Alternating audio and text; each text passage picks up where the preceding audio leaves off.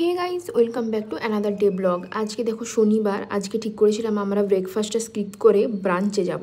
তো আমরা এসেছিলাম আইরিস ক্যাফে, এটা রয়েছে জেপি নগরে। এর অ্যাম্বিয়েন্সটা দেখো কি সুন্দর, বাট এখানে এত রাশ ছিল না, সব জায়গা প্রায় ভর্তি ছিল, আমরা বসার জায়গায় পাচ্ছিলাম না। সো আমরা নিলাম এখানটা ইনসাইড সিটিং। কি সুন্দর লাগছিল দেখো, চারপাশটা খুব সুন্দর এখানে। বাট দেখলাম সেই পিৎজা, বার্গার আর স্যান্ডউইচ ছাড়া নতুনত্ব কিছু নেই। যা হোক, মোটামুটির মধ্যে আমরা অর্ডার করলাম। দেখো এখানে কিছু সেলফিও নিয়েছি আমরা।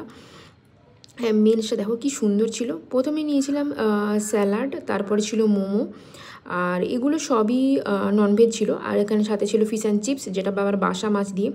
আর ও নিয়েছিল চিকেন স্টিক, আমি নিলাম পাস্তা। তারপরে খেলাম হ্যাজেলনাট কফি, যেটাকে বলছে, বাট খুব একটা ভালো ছিল না।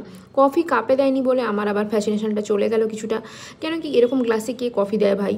যাকগে, অ্যাম্বিয়েন্স নিয়েই খুশি থাকো আর কি। এখানে খুব সুন্দর একটা মাছও, মানে মাছের অ্যারেঞ্জমেন্টও ছিল, খুব সুন্দর অ্যাকোরিয়াম টাইপের।